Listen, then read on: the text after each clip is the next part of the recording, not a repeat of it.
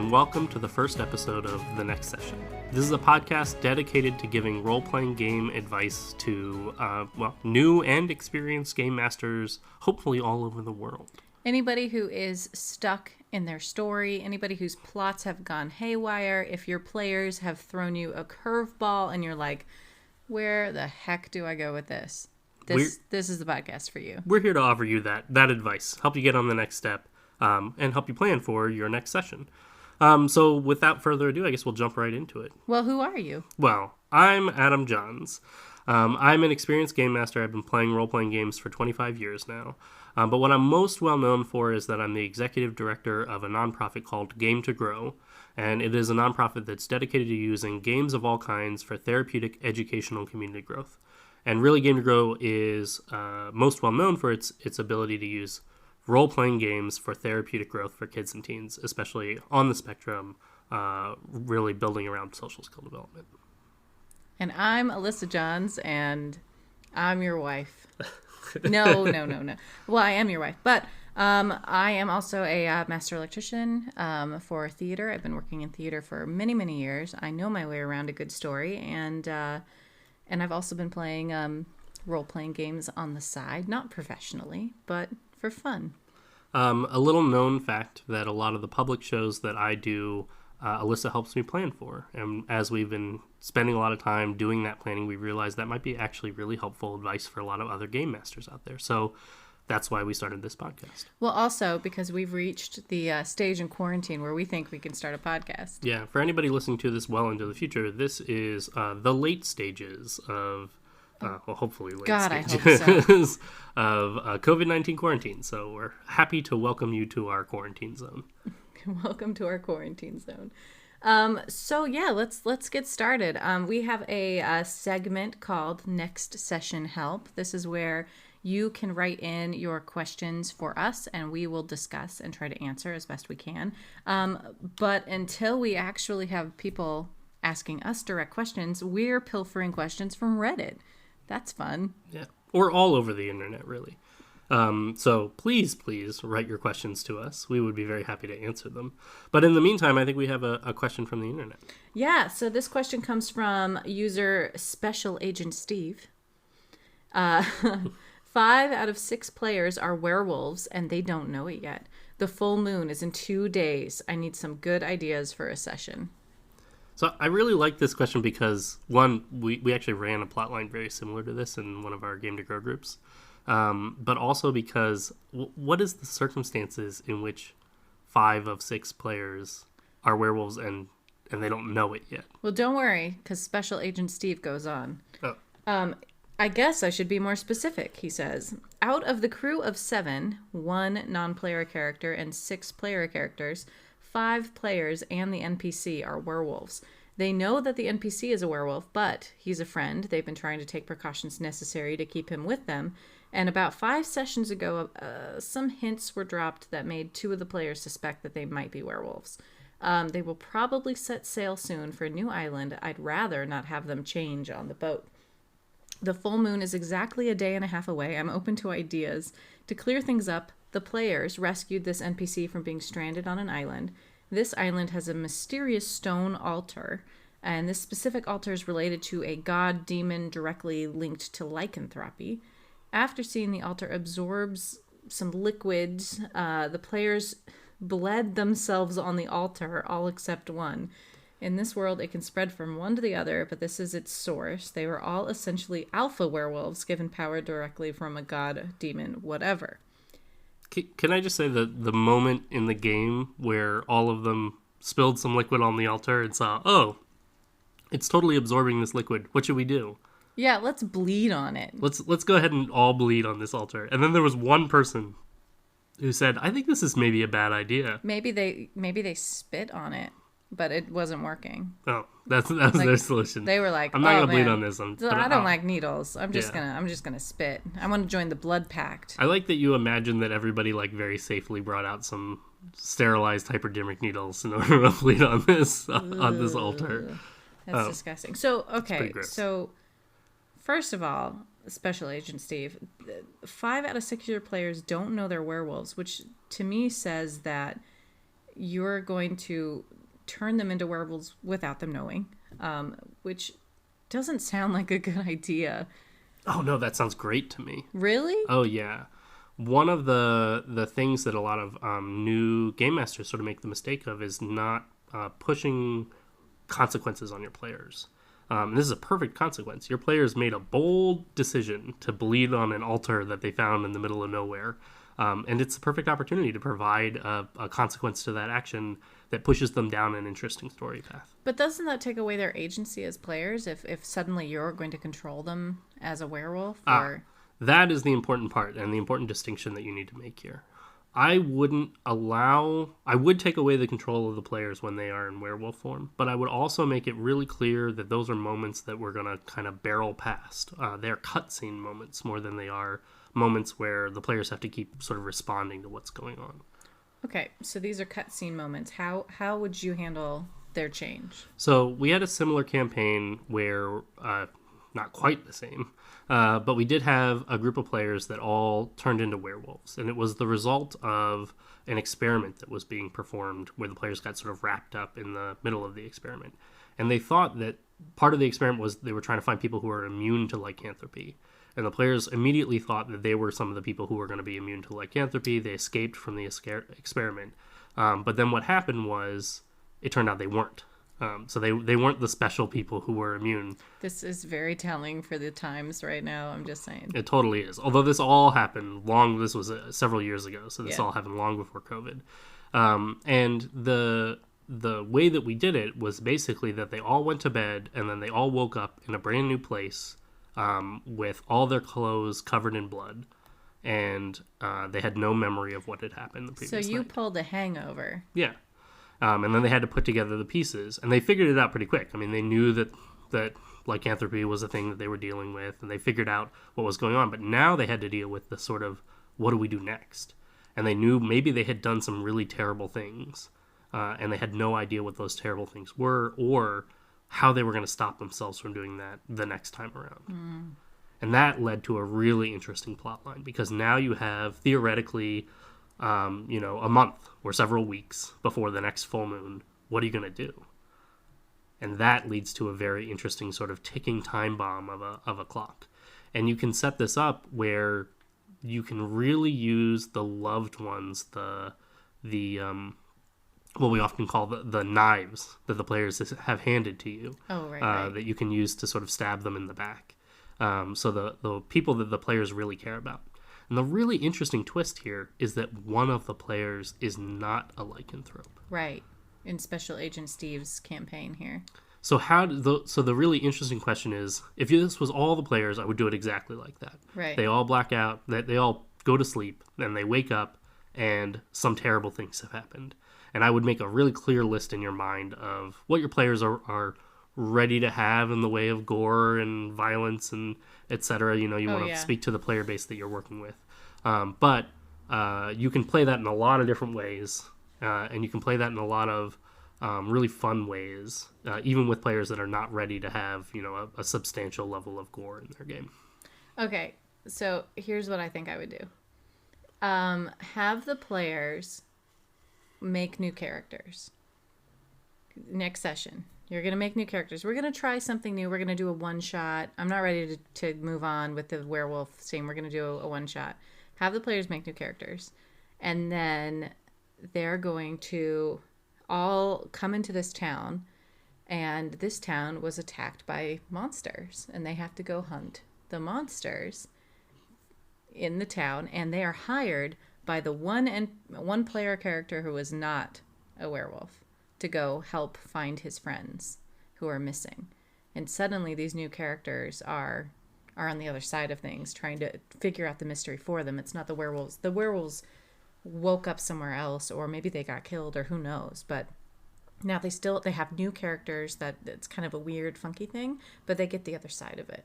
It would be kind of cool as like a side quest, especially if you made it clear to the players, like, you'll get your characters back. Right. You can kind of reassure them. If you really like this character, you really love this campaign, don't worry, this is all going to tie together. But you're going to make these side characters that are going to play a kind of a more significant role here. Right. Or you pull aside the one player character who is not going to be a werewolf and ask them if they're willing to sacrifice their character on the side, because that would lead to more consequences. That would be a bigger deal if, oh my God, you had to roll a new character. What happened?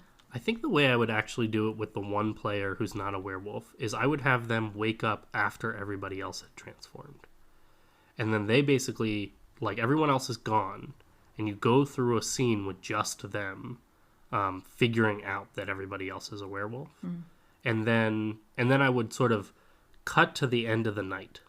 And now you are there with all your friends, and maybe you stop them from killing a bunch of people. Maybe all they did was howl at the moon, but now you're the only one that's not a werewolf, and maybe you even have to convince them that they are all werewolves. Do you think he put a tiny hut over himself to keep himself from, like a Lehman's tiny hut, like, just being attacked by the werewolves? Oh my God, everyone's a werewolf. A clever way to do it, right? Or just climb a tree, maybe. Can werewolves climb trees? I have to assume werewolves could climb trees. I mean, yeah. It's hard to imagine that you're like, oh no, I'm being pursued by a bunch of werewolves. Let me just climb up in this tree and I'll just hang out up here. No big deal. I mean, bears can climb trees. I guess wolves can't really climb trees. If you're going with werewolf from the Harry Potter movies, like the third Harry Potter movie. Oh, sure. He has longer arms. I would think that kind of werewolf could climb a tree. I always like lycanthropes more as like a half wolf, half person kind of thing. There's actually a categorization for that in Dungeons and Dragons. It's a type of lycanthropy. But if they're half werewolf, half person, wouldn't that give them half of their mind to deal with? I mean, wouldn't they be able to like kind of understand, oh, half of me turned into a werewolf? Well, in a lot of werewolf tales, the wolf is more than just a wolf. Like, they didn't just turn into a wolf and they go off and do wolf things, which would actually be a pretty hilarious werewolf tale, where they, like, go into the forest and they sniff around and pee on a tree and have a great time hanging out in the forest and running with a pack of wolves. I want to write that story. But no, most of the time they are, like, vicious and almost rabid. And so it sort of drives them to murder and to kill and to continue to spread the lycanthropy. Right. Although in this campaign, it sounds like these altars are what spread the lycanthropy because of this god, demon, whatever. Yeah. So a lot of werewolf tales center on the idea of an alpha werewolf. And the alpha werewolf was the original one that was cursed. Oftentimes, or was given the werewolf curse by like a demon or a god of some kind, and then that one goes and infects other ones. And in some werewolf tales, you have to kill the alpha to remove the infection from other people. Like Futurama with the werecar. Exactly. The classic reference for all werewolf tales is the werecar from Futurama. Well, that happens 1,000 years in the future, so. Oh, sure. It can't be referenced. It's not easily. Classic. It's New Age? Yes. Everything Futurama is New Age by definition of it being 1,000 years in the future. One can only assume. Either way, I think my advice to this game master, Special Agent Steve, thank you, is that this is a great opportunity for some really great role play, some really great adventure for all of your characters. And they're on a ship now. I would just push them into port. I would, They're not on the ship yet, although I think that there is some opportunity here for the change to happen on the ship. Wouldn't that be a crazy thing where the one player character is like trapped himself in the ship's quarters with the captain and all the rest of the crew are like being ravaged? That'd be great. Or if they're the only 6 people on the ship and then all of a sudden like everybody else turns into werewolves and it's that one player character running for their life on the ship and just trying to survive until morning. Yeah, I think that could be like a really cool roleplay moment. And maybe in that case you do give control of all the players. Sometimes the trick to that is just to say you have control over your character, but the limitations are you have to act in character for the things that are going on. Would you write them up a werewolf character sheet? I might write them up a werewolf stat block. Yeah, or like here's some attacks you can do. Here's your power. Right. And then I might make it really clear and give some clear advantages to the player who's awake. Like they get surprised while everybody else is transforming, and they get some opportunity to barricade themselves or things like that. Well, clearly, this person would barricade themselves anyway because there's one non-player character that they already know is a werewolf. Mm-hmm. So they're already taking some precautions. What's interesting here is if all of the player characters that they don't know are werewolves yet are barricading with this other guy. Oh, yeah. From that other character. So suddenly they're all going to be like trapped. So I'm picturing the NPC like tied up in a chair and everybody else is keeping watch on them during the full moon. And then the NPC starts to turn and then everybody else starts to turn Except at the same time. One guy. Except for the one guy. What do you do now? Really? Sure, the one person. Yeah.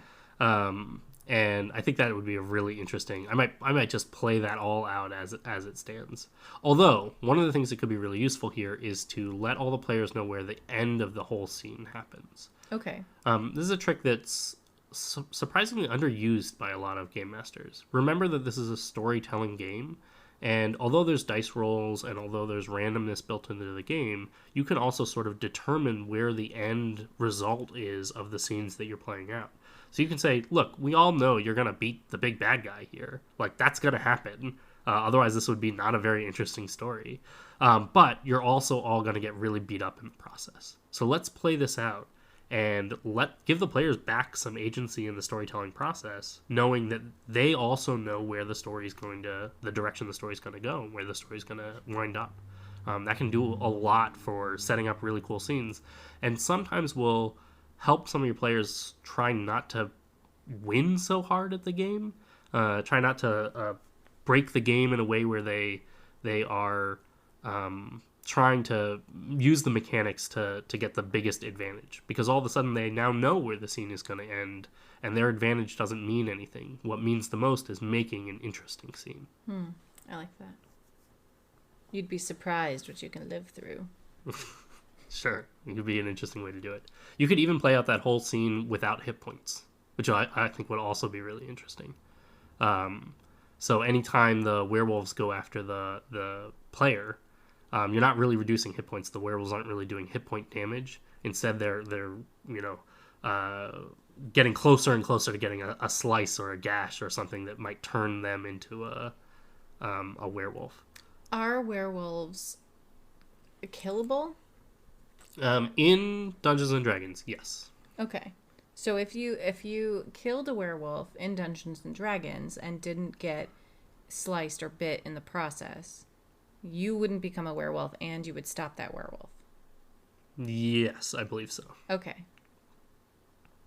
Interesting. Yeah. All right, because I could see if you're doing a fight without hit points, you could be like, well, the werewolves they're indestructible. You just have to survive. Mm-hmm. But if you are able to kill them, except they're your best friends, so you wouldn't want to do that. Never mind. That'd be bad. Never mind. Kill each other. As it turns out, they might be your best friends. Ooh, yeah, that'd be pretty bad. All right. Well, I think that this was successfully answered. So what do you think about going to a break? Sure, we'll take a quick break and we'll be right back. All right.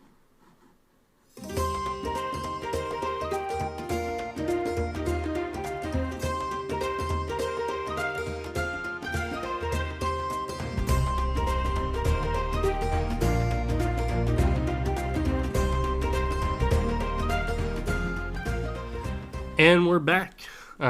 If you're just joining us, I don't know why you would be. It's a podcast. But you are listening to the next session, and we are offering you some great and incredibly valuable Game Master advice, I would say. If you're Special Agent Steve. Special Agent Steve. Was that his name? I totally Yes, it was. It was Special Agent Steve. All right, so we are coming up to our next segment. This is just called Ask a GM. So this is where, essentially, I ask a question to Adam, because he's the GM in my life. Oh, sure. Mostly. And so I'm going to ask you a question that's more general, and then we can answer it together, or you can answer it and I can go, wow, cool. Sure. All right. We'll probably answer it together. All right. So here's the question. What official D&D rule or advice do you completely ignore when running a campaign? And this question comes from Guamir. Guamir. Guamir. Guamir. Guamir. What official piece of advice do I completely ignore? Oh man, that's a really good question. From D&D actually. specifically. From D&D specifically. Okay, so I'm going to preface this with the idea that most of the people who've designed Dungeons and Dragons have stated many times that the game itself is a storytelling game, and the game master should always ignore whatever rules they want. Play the game you want to play. So I'm going to list a couple of rules, but ultimately I think the king rule, the leader rule the golden rule of the whole thing is play the game you want to play, which really supersedes any of the other rules. That being said, there are a bunch of rules that I love to ignore. There's a ton of rules about travel and like timeline with travel, and I tend not to really follow by a lot of those. So I don't really ask how much distance we're going to cover in a day's worth of travel, or how many rations you use, or how much water you use in a day's worth of travel. Mostly I find a lot of that stuff to be kind of uninteresting to tracking in the story, unless it's playing a significant role. Something like you're on a timeline and you have a crunch to make it across a long distance. And then I would give a bunch of really specific rules and clarify those rules for the players to say, you're traveling each day, you've got this much resource. Then it becomes like a mini game. But most of the time I ignore that kind of rule. I would say that when I am a game master, I ignore XP. I could care less about tracking XP. I don't even know half the time how many monsters I'm going to have in a fight, or who did the final blow, or who did how much XP. It's just so tedious, and I don't do math, so I don't do math. I usually level players after a significant battle or a big campaign, or when I really feel like they've deserved it. But yeah, XP right out the window for me. That's my personal. Most of the time, that's actually called milestone advancement. Ooh. And it's pretty common in a lot of D&D games. A lot of people, some people really like the XP, and a lot of people want to play Dungeons and Dragons more as a strategy game, where it really is like kill this monster, get this XP, work towards leveling up. But lots of game masters out there really want to do a milestone advancement where they're leveling up based on the story more than based on the strategy of the game. Yeah, it's also easier for me if I know my players are level 5, and then we're going to get through my whole campaign, and at the end they'll be level 6, and then we take turns, so then it's someone else's turn to DM, and I don't have to deal with level 6 players, because I only know the level 5 characters and what they can do. Then I don't have to keep track. Interestingly, in 5th edition Dungeons & Dragons, it actually scales pretty well to 1 or 2 level differences between characters, and fighting harder or easier monsters, for the most part. The 2 parts that don't scale very well are hit points and monster damage. Where as you fight harder monsters, they do too much damage to overcome the hit points of lower level characters. And so your low level characters are going to die really fast if they ever get targeted down.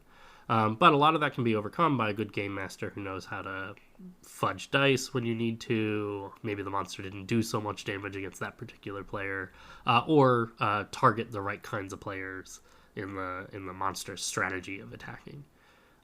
The only exception to that is level 1 characters. In 5th edition, for some reason, all the level 1 characters die almost instantly, because all the monsters designed for level 1 characters all do 15 damage, and nobody has 15 hit points at level 1. The most hit points anybody has is, well, maybe 15 if you're a barbarian. Right. That'd be basically the high end of hit points that anybody would have at level 1. I could see a barbarian being like, how come you all died? What's going on? That's my favorite barbarian character. I also ignore weight. And like carrying weight? Yeah, like carrying weight. Like anything in your backpack. You have a backpack from Legend of Zelda. It holds everything. You've got 5 bows in there. All right, you have 5 bows in there. What are you going to do with all your 5 bows? Like, I don't care how much weight is in there. I do the same thing with ammunition. I really don't care to make you track your ammunition. Yeah. With the exception of special ammunition. If you got a super magical arrow of silence or something like that, yes, I will make you track whether or not you have used up your super magical arrow of silence. I could see that. I also don't track spell components. Oh, yes. Right? Like this spell requires a bit of dirt and toenail from a hag and whatever. I'm like, do you know how to do the spell? Great, you do the spell. So, interestingly, in 5th edition Dungeons & Dragons, you actually don't need to use spell components if you use the spellcasting focus. The whole idea was that they wanted to replace and let you have the option. So you can either carry around a spellcasting component pouch that has all your spellcasting components and then use the specific components of your spells, or you can just carry around a focus, which is, a crystal or a wand or something like that, and that lets you cast the spell without having the components available, unless the components cost a significant amount of money, like a diamond worth 50 gold or something like that. However, I do the same thing. I generally ignore spellcasting components, and for the most part, I'm going to ignore your spellcasting focus too.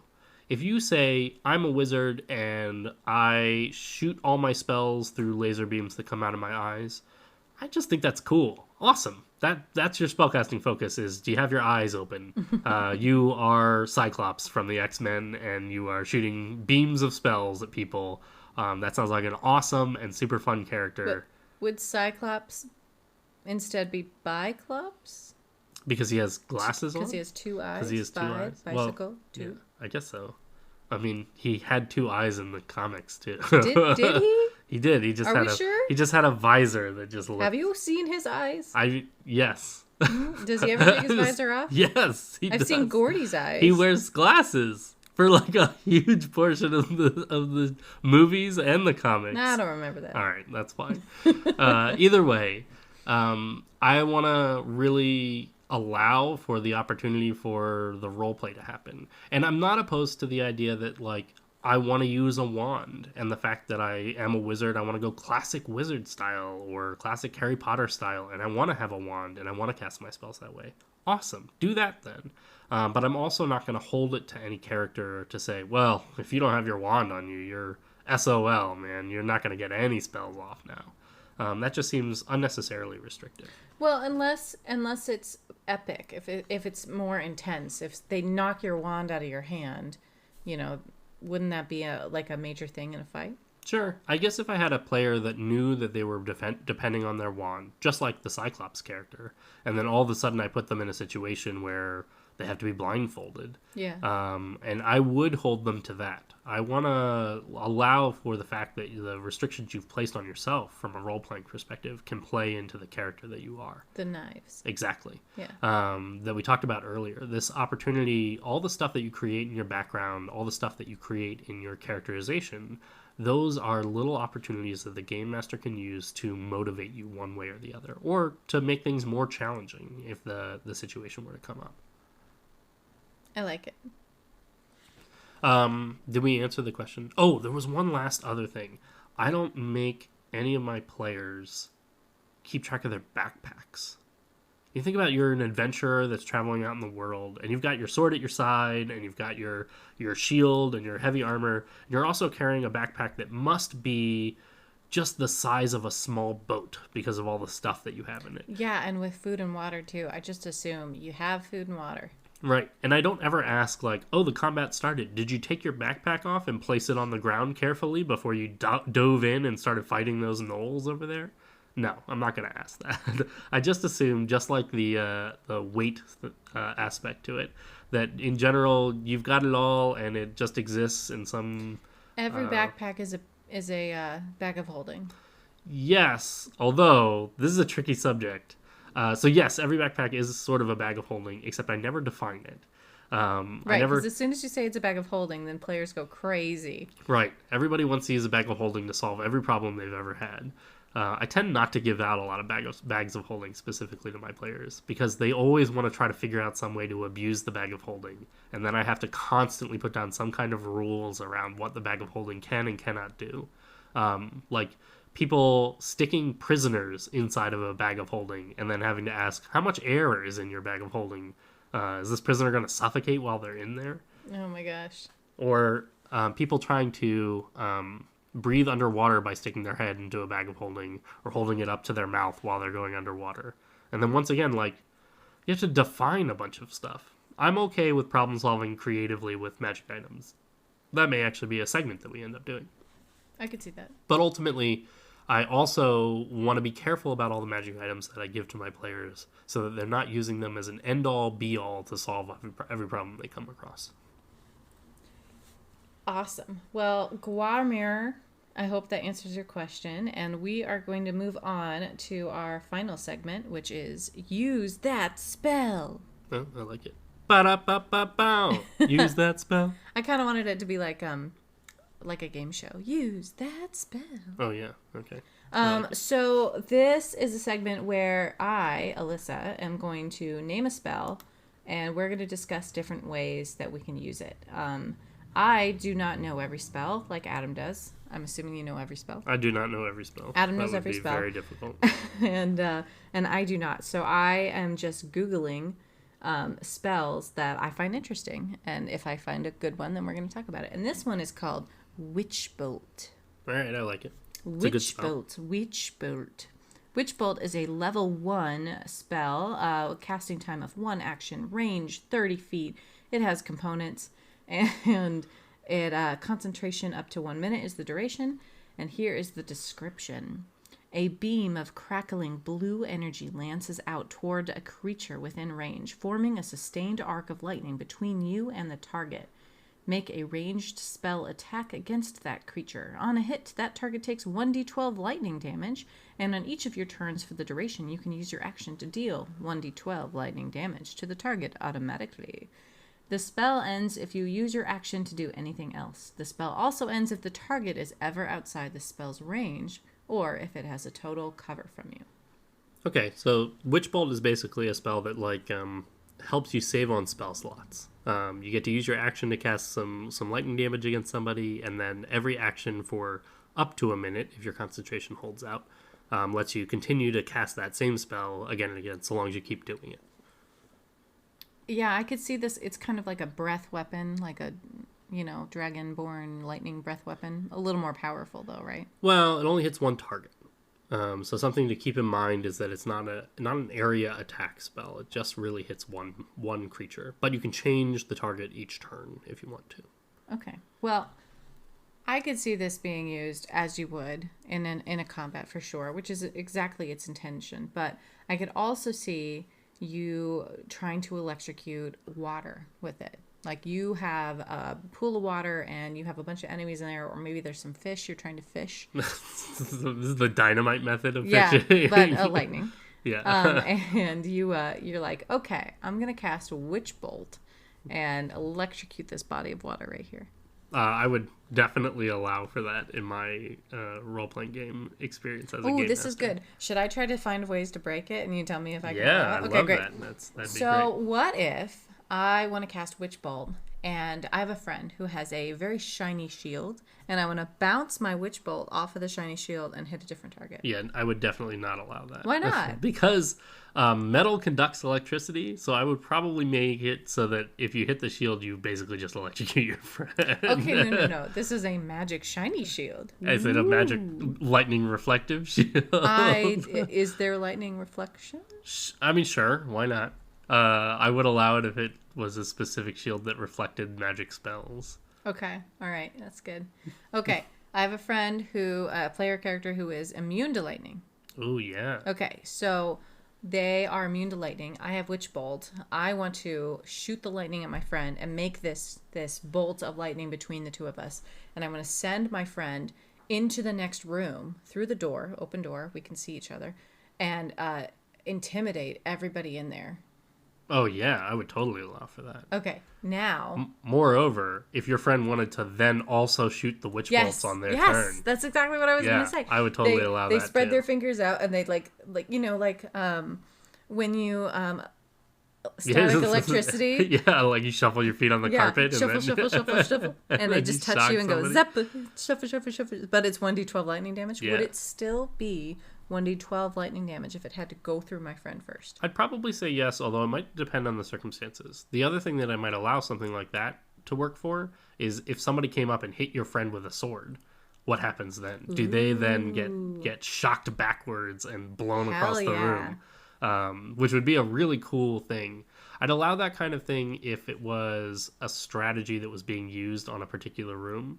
But I would also keep in mind that all of a sudden I'm opening the door to a really dangerous strategy to be used again and again in future rooms and in future battles. Oh yeah, Witch Bolt will solve all of our problems. Right, exactly. And this is actually one of the dangerous parts about any time you want to yes and a player's idea as a game master. This sounds an amazing idea. Oh man, it sounds awesome. This amazing scene I can totally picture. You are shooting a witch bolt, your friend stomps into the room, totally immune to lightning. Everybody takes their swords and tries to hit your friend, then they all go blasting backwards, all taking 1d12 damage apiece. That sounds incredible. Until they go, well, we've got 5 more rooms. Let's just do that 5 more times. Hell yeah. And now as the game master, I'm going, okay, what am I supposed to do now?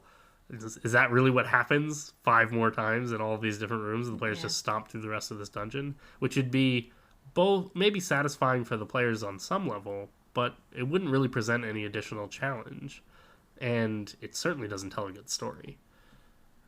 So in that case, I either need to do one of 2 things. I either have to make it clear to the players that this is a strategy that worked in this situation, and I might change my mind as a game master. I might say, that worked there, but it doesn't work again for various different reasons. Okay. Or, I now need to change the strategy of the people that they are fighting. There's a great scene in the Sherlock Holmes movie with... Robert Downey Jr., where he gets a rod that charges up with electricity, and then he's fighting a really, really gigantic guy, and he pokes him with the rod, and the guy goes flying across the room and crashes into a bunch of stuff, and it's clearly very effective. And it works a couple of times. He keeps using this rod and charging it up with electricity until the guy finally gets tired of it and just grabs the rod with his fist and takes all the electricity out of the rod and then just takes the damage standing there. And now Robert Downey Jr. has nothing. Sherlock Holmes has nothing left to defend himself with. And that is probably the thing that I would do. I would change the next room to suddenly be a really big guy, and he comes up and he hits you, and he gets shocked, but he doesn't go flying backwards. Instead, he just sort of goes like, "Hoof," and shakes it off, and now you are fighting this really big guy who is right next to you. See, I was going to say, I would, if my players were going to try this trick every room, suddenly every room has a big pit. The door opens, there's a giant pit, and then the enemies are on the other side. And that might be an okay idea, although you want to be careful that you didn't make the next room clearly designed to change against the problem that they solved. So the pit thing is not necessarily a bad idea because maybe these enemies were prepared for people to come into the rooms, and so they made pits to make it harder to go through. But I definitely wouldn't want to put, like, there's a lightning elemental in the next room that gets healed by lightning. Right. To be, like, very clearly, I changed this next room to stop you from using that tactic. Right. I broke your new toy. Because there is a veil behind the screen. Because there is this idea that I want to let the players know that they were successful and that their creative idea was a good idea and that it was something that they could really bring in. And I don't want them to think that I'm trying to head them off at the pass of every turn. But I also want to continue to provide challenge for them. I want to continue to have a world that is designed to push back against them with whatever ideas they have. So your idea can be successful, but it can't be successful every time because that's not how life works. I can see that. Well, I think that's a fantastic way to end. Awesome. Well, I guess if we're coming to the end of our podcast, then we want to thank everybody for listening and let you know that you can find out more about the Next Session podcast at nextsessionpodcast.com. You can submit us a question or any feedback on the website there. You can also find us on Twitter and Facebook at The Next Session. And I'm always happy to answer anything over Twitter or Facebook and get any suggestions that you may have for the show or field any questions that we may be able to answer on our next episode. I am not so good with the Twitter or the Facebook, but I am pretty good at answering emails. So you can also go to nextsessionpodcast.com, and when you submit your question, there's also a link that you can email us to, and I can email. So we hope to hear back from you, and thank you for joining us. I'm Adam Johns. I'm Allysa Johns. Tune in next time, and we will help you prep for the next session. Thanks, guys.